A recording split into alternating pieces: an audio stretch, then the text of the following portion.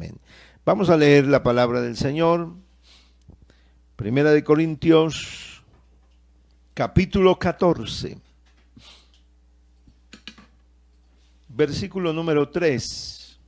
Pero el que profetiza habla a los hombres para edificación, exhortación y consolación.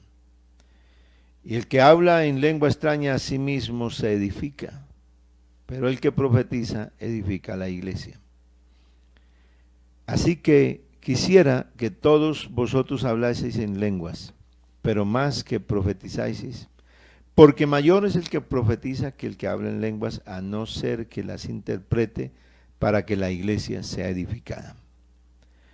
Ahora pues, hermanos, si voy a vosotros hablando en lenguas, ¿qué os aprovechará si no hablaré con revelación, con ciencia, con profecía o con doctrina? Ciertamente las cosas inanimadas que producen sonidos como la flauta o la cítara, si no dieran distinción de voces, ¿cómo se sabría lo que se toca con la flauta o con la cítara? Y si la trompeta diere sonido incierto, ¿quién se preparará para la batalla? Amén.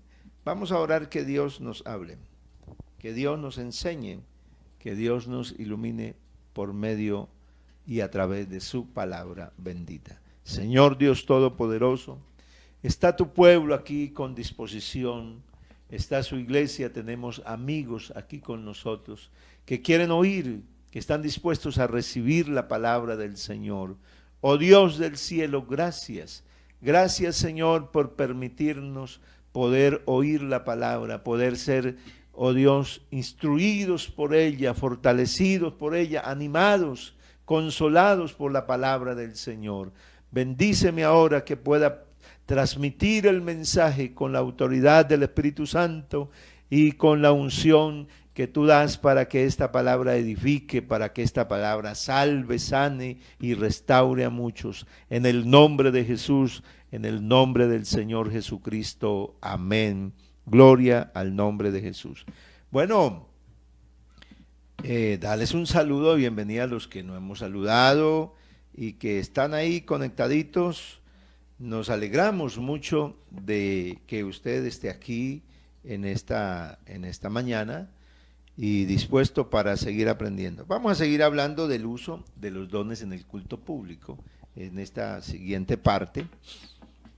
Es todo un capítulo que tiene bastantes, es extenso, tiene cerca de unos 39, 40 versos creo que son. Así que vamos a seguir hablando de esa manifestación del Espíritu Santo que Dios le ha dado a la iglesia y poder comprender lo que pasaba en la iglesia del siglo I, en la iglesia de Corinto, cómo Dios, por la instrucción que le daba a la iglesia estaba creciendo, se estaba edificando y por supuesto la iglesia se estaba preparando desde allí para enfrentar todo lo que venía para esa época, porque en esa época se estaban viviendo también cosas muy difíciles. Yo quiero decirles, hermanos, que a veces nosotros creemos que la situación difícil somos nosotros, que este es el momento, que no hay gente que haya enfrentado, que la iglesia no había enfrentado ninguna situación como estas. Pero le cuento que la iglesia ha enfrentado situaciones peores que esta, totalmente adversas, pero la iglesia ha salido adelante. La iglesia la ha sostenido, porque esta iglesia no la sostiene una organización.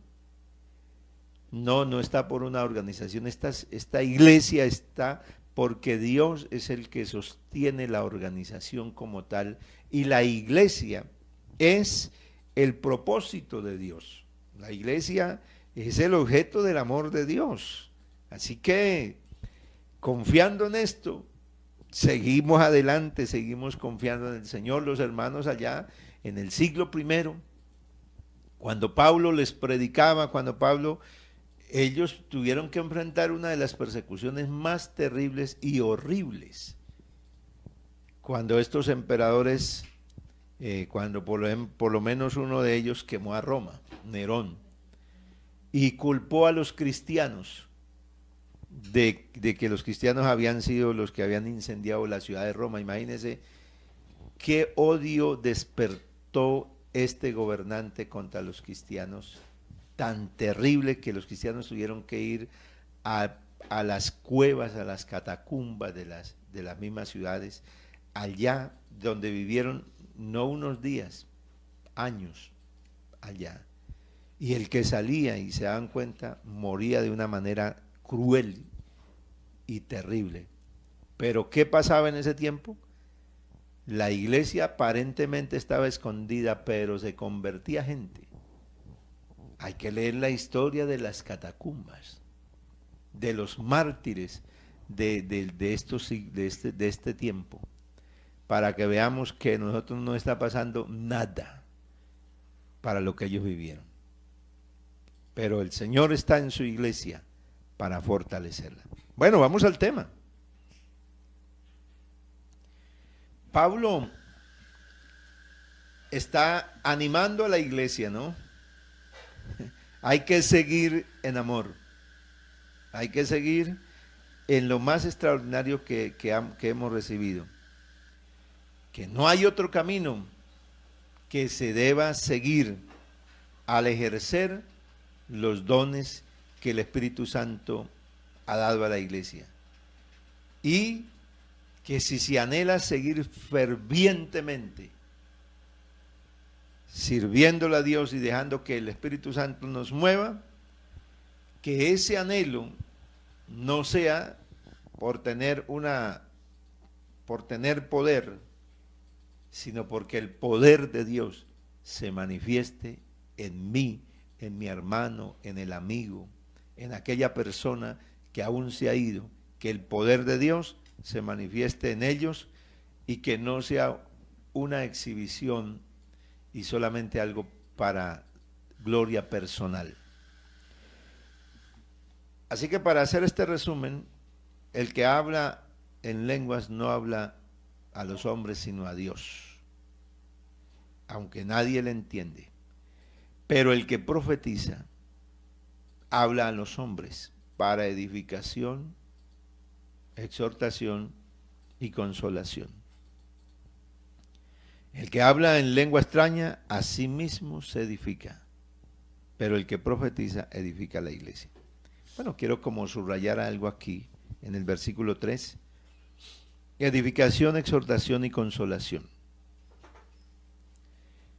Edificación es construcción. O sea que siempre que se predica la palabra, cuando se da un mensaje claro, eso construye. Porque la iglesia está siendo, somos edificio. Eso dice en el capítulo 3 de esta carta a los Corintios. Y también dice que edificados en el fundamento, también lo dice el apóstol San Pablo, de apóstoles y profetas, eso está en los Efesios, siendo Jesucristo mismo la principal piedra. La edificación es lo que necesitamos todos los días vivir. O sea, todos los días necesitamos aprender, necesitamos comprender el propósito de Dios. De lo contrario, entonces dejamos de crecer. Entonces, se necesita la edificación porque es el crecimiento. Y el crecimiento no se da porque yo conocí al Señor o por la edad que llevo en el Evangelio, por el tiempo. No, de ninguna manera. Uno entre más ha conocido, más responsable es y necesita mucho más del Señor. Uno entre más está elevado, entre más alto, tiene que moverse con más cuidado. Si usted va en un camino, en una calle, usted puede mantenerse hasta en una sola línea porque tiene todo a los lados y usted puede caminar hasta bien tranquilo en una sola línea. Pero si esa línea empezara a salir así, a salirse y empezar a crecer 1 metro, 2 metros, 3 metros, usted ya no andaría con esa misma tranquilidad. tiene que, porque sabe que se puede caer a un lado o al otro, pero mientras yo voy en la línea, en la calle ahí, voy recto ahí en esa línea, no me muevo, porque no estoy elevado y sé que si llego a tropezar, sencillamente pongo el pie a uno o al otro lado y ya. Pero si eso se eleva, el que crece en el Señor, el que va creciendo en el Señor, tiene que tener más cuidado. Nosotros tenemos que tener más cuidado. Eso era lo que pasaba en la iglesia de Corinto. Los dones fue una manifestación extraordinaria y el propósito de Dios era que crecieran, pero ellos no entendieron eso. No entendieron, entonces empezaron a crecer, pero se crecieron fue ellos mismos y en lugar de subir de verdad espiritualmente, estaban dejándose caer. Se estaban viendo cómo se golpeaban algunos. ¿Por qué? Porque eran objeto de señalamiento. Entonces el uno al otro se señalaba, pero todos tenían dones, todos tenían el mismo Señor. Así que Pablo sigue animando. Y entonces el contraste entre el hablar un mensaje claro y en el hablar un mensaje en otro idioma es lo que Pablo está exponiendo aquí. Pero cuando habla del que profetiza, o sea, el que habla un mensaje claro de parte de Dios, lo hace para edificación, exhortación. Este es un término que nosotros lo hemos usado. Yo he venido hablando de este término, iglesia de Altamira.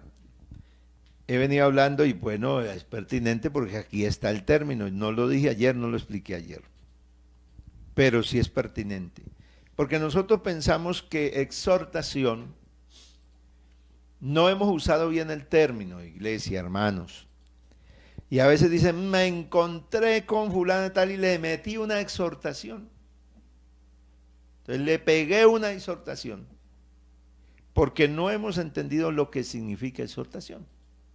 Entonces, nosotros en primera instancia, leer por encima, pensamos que exhortación era meterle una corregida a alguien, pegarle una regañada. Es más, los hermanos dicen, hoy el pastor nos metió una exhortación, o sea, nos dio palo.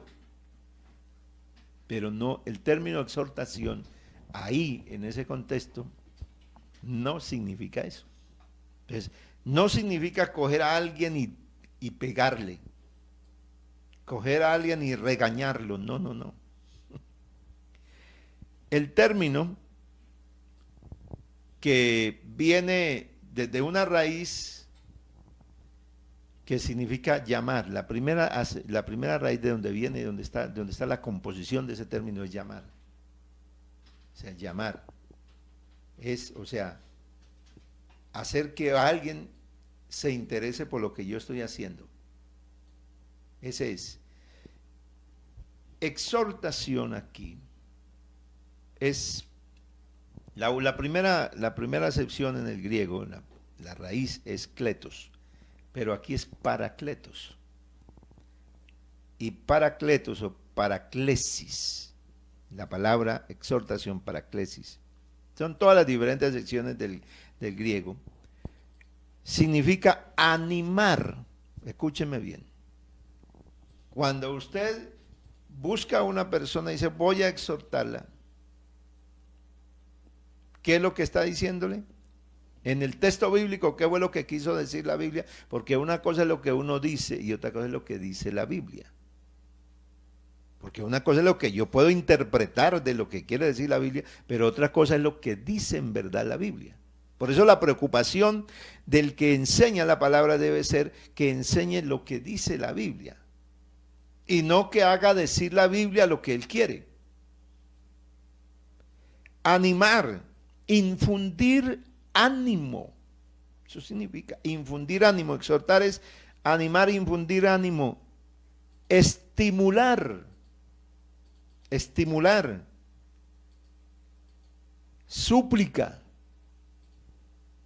Súplica.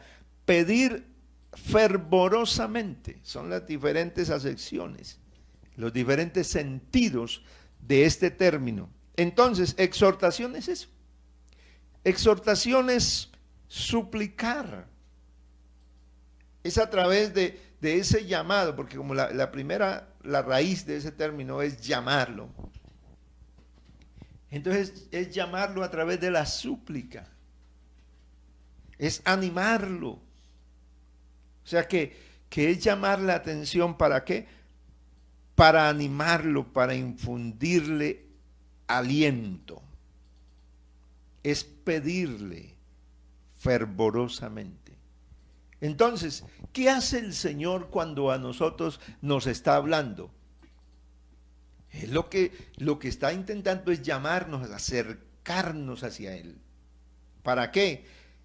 Y nos insiste, quiere infundirnos en nosotros, ¿qué? Su poder, su presencia. Y por supuesto el último término es consolación. ¿Para qué?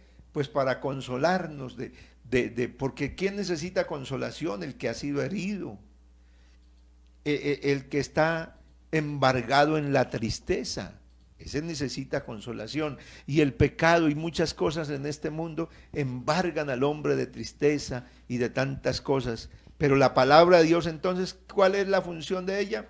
Lo edifica, o sea, le da un conocimiento. Ya más adelante Pablo lo va a explicar y va a seguir hablando del tema. Pero quería pues tocar ese verso o esa palabra para que nosotros podamos entender esto, porque una cosa es la corrección que dice la palabra del Señor, que Dios, por ejemplo, el apóstol a los hebreos en el capítulo 12 habla de eso, que cuál padre que ama a su hijo no lo corrige, entonces no lo disciplina. Y la Biblia habla de eso, o sea, Dios corrige, pero en este sentido que está hablando el texto, aquí no está diciendo eso. Así que Pablo está explicándonos con claridad, le dice a la iglesia de Corinto, porque ellos entendieron el mensaje, porque ellos le llegó en el idioma que ellos conocían. A nosotros nos llegó la Biblia en una traducción, en un idioma. No nos llegó en el original porque nosotros no estamos en el idioma griego. No nacimos en esa lengua. Pero nosotros, Dios nos dio la palabra y bueno, gracias a Dios por los que traducen la Biblia, por los que hacen este trabajo magistral, impresionante. Pero el versículo 4 también quiero resaltar algo aquí. El que habla en lengua extraña a sí mismo se edifica. Pablo no estaba en contra de que se hablara en lenguas. Él dice en el versículo 5 que quisiera que todos vosotros hablaseis en lenguas. Pero yo quiero resaltar, a sí mismo se edifica. Porque la manifestación, los dones de Dios, como hemos venido viéndolo desde la ilustración del cuerpo, son tan importantes y son necesarios que Dios los puso en el cuerpo y dejó cada miembro según Él quiso, y tiene una función especial. Así que el don de las lenguas, el hablar en lenguas, es importantísimo, y Pablo está diciendo que quisiera que todos lo hablaran, aunque estaba claro que todos no tenían el don de lenguas. Pero ¿qué ventaja entonces hay en el que tiene el don de lenguas, en el que habla en lenguas? ¿Cuál es la ventaja? Que se edifica a sí mismo. O sea, que mientras la persona está orando y entra en esa dimensión del Espíritu en otras lenguas, ¿qué hace el Señor? Lo edifica a sí mismo, y aunque no entiende, pero su espíritu se fortalece de tal manera que lo primero que puede comprender es que Dios está con uno. Porque fíjate que una de las situaciones difíciles para muchas personas es, ¿será que Dios está conmigo?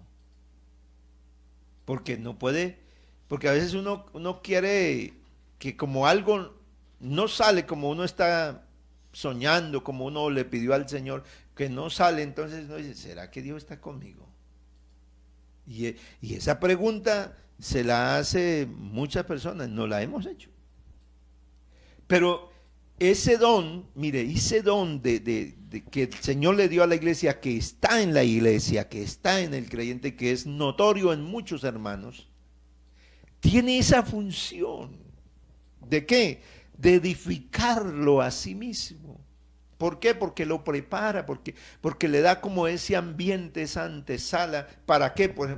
Para oír la palabra, para clamar con fe, para hacer algo, porque el Espíritu Santo, cuando se manifiesta en la vida de un ser humano, lo primero es que lo quebranta. O sea, el Espíritu Santo es algo extraordinario, es quebrantamiento del Espíritu. Es cuando el Espíritu se humilla de verdad en la presencia de Dios. ¿Y qué pasa ahí? Pues uno recibe edificación, recibe fortaleza. Por eso en este momento que usted está conmigo, ¿por qué no busca un escenario, busca un momento en que usted se llene del poder de Dios? Deja que en el culto, que en algún momento ubíquese en algún lugar para que usted sea fortalecido, porque hay muchísima gente que tiene don, que habla en lenguas. Pues deje que el Espíritu te toque, busque ese rato de oración, de estar allí en la presencia de Dios y adore, adore, adore a Dios. Alabado sea el Señor, porque necesitas esa edificación. Entonces, por eso hay gente que dice, no, eso en la iglesia, ya en la iglesia no se habla, que no es necesario recibir el Espíritu Santo. Cuidadito con el que piensa así. Cuidadito con el que cree eso, porque el que cree eso está ignorando la Biblia, la autoridad de la palabra de Dios. El Señor dejó esos dones a la iglesia, porque es como decir, no, yo no necesito este dedito ahí en mi mano, yo ese no lo necesito, quitémoslo de ahí, o no necesito el pulgar, cortémoslo de ahí. No, que es parte esencial del cuerpo.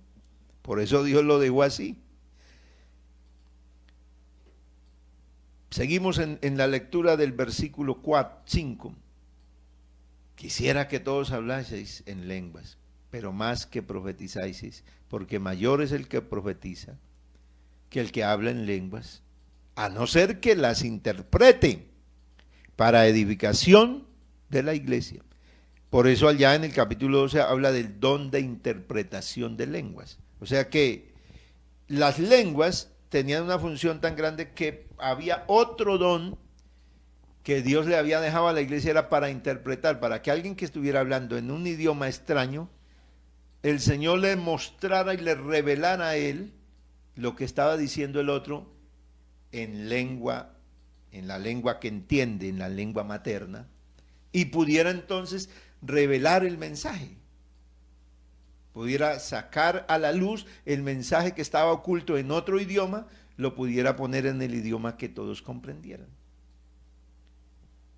Eso significa que tanto el un don como el otro son importantes, pero en ese momento, como estamos hablando del culto público, o sea, donde la gente está en la reunión, se necesitaba ¿qué? Que la iglesia sea la que reciba la edificación y no una sola persona.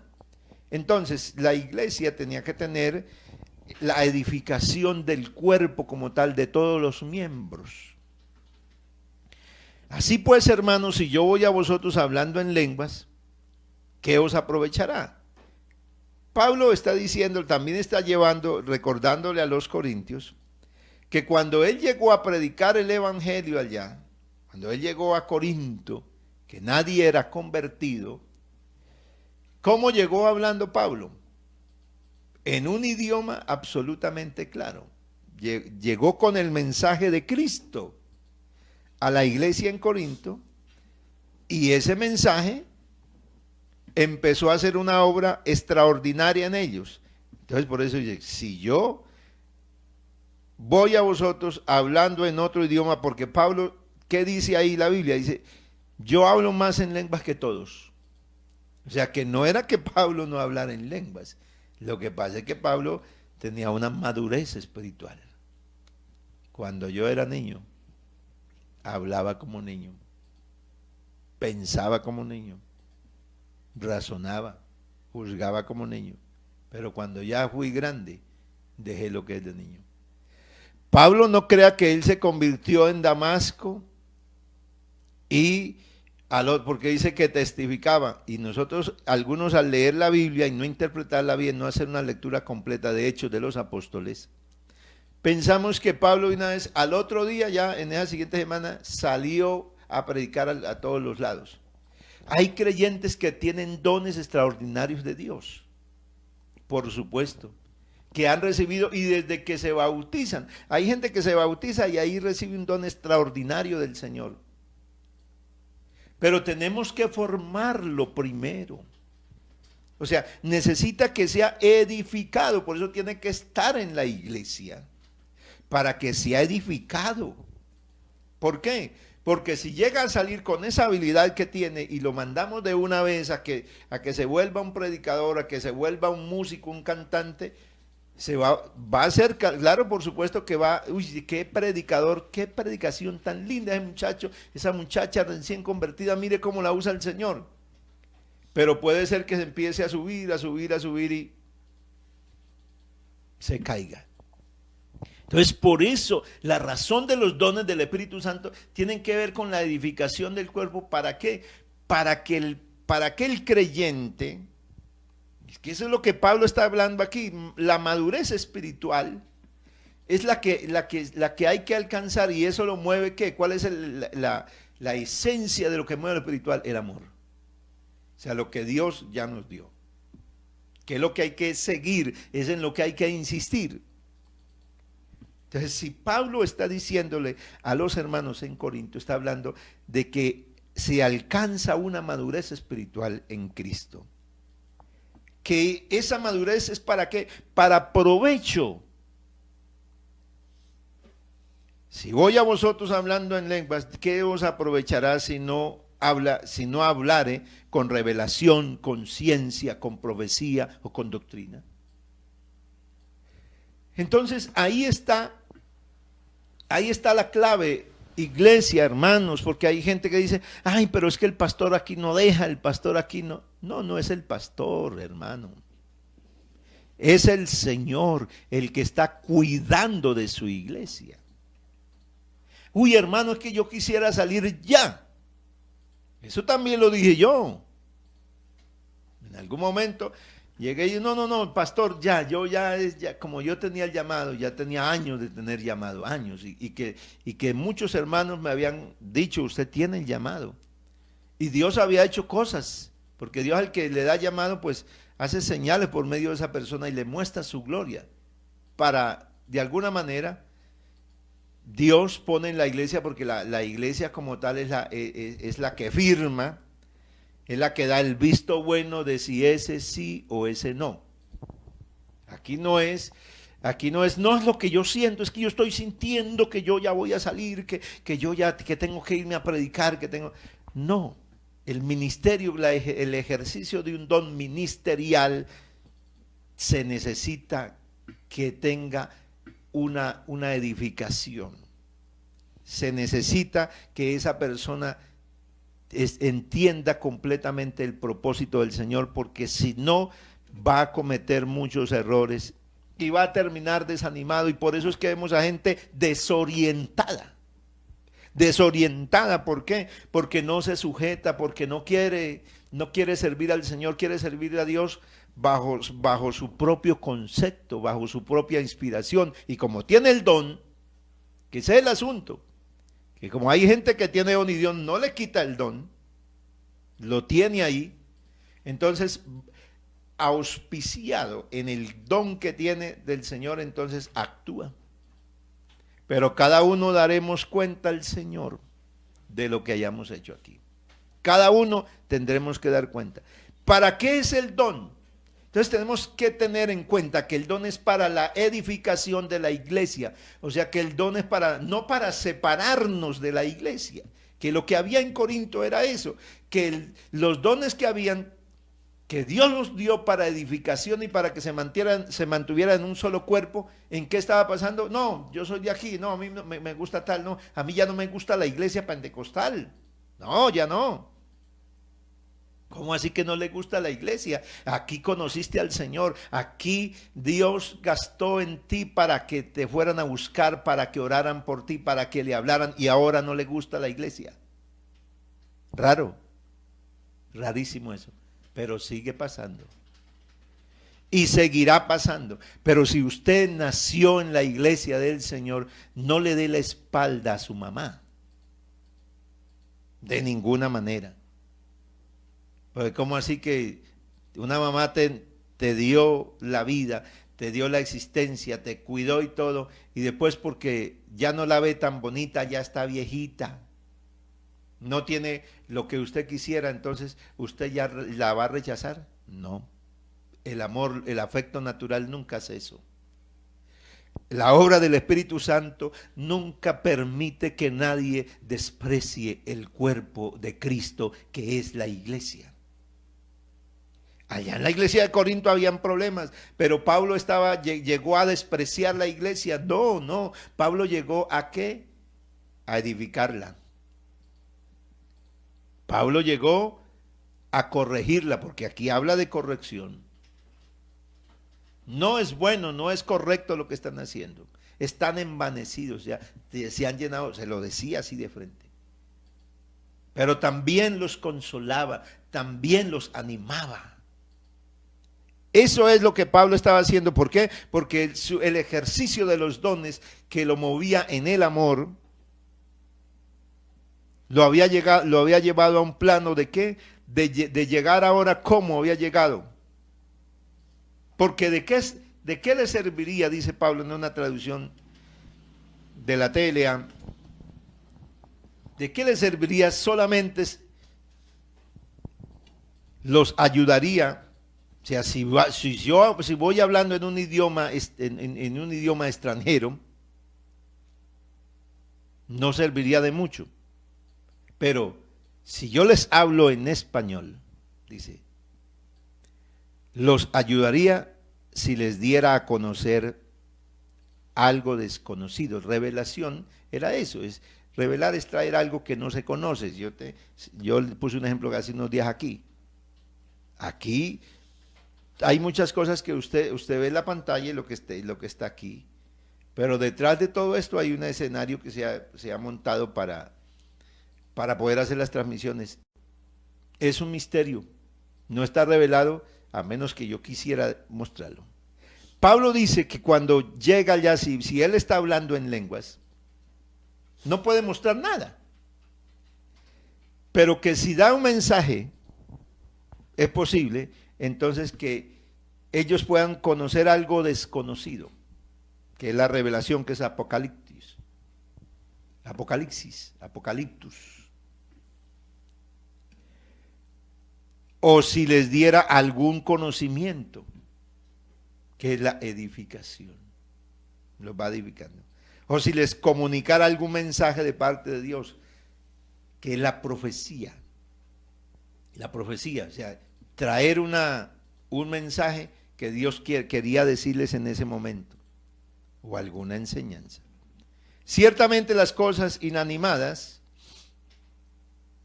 producen sonidos. Sigue con la disertación. Como la flauta o la cítara.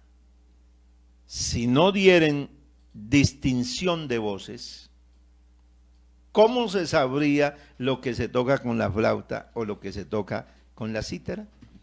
El uno, un instrumento de viento. La cítara, un instrumento de cuerdas, que voy a tener tener una caja de madera, voy a tener entre 20 o 30 cuerdas. Algo como parecido al arpa, algún instrumento, algo similar. Que se usaba en ese tiempo. O sea que en ese tiempo había esos instrumentos.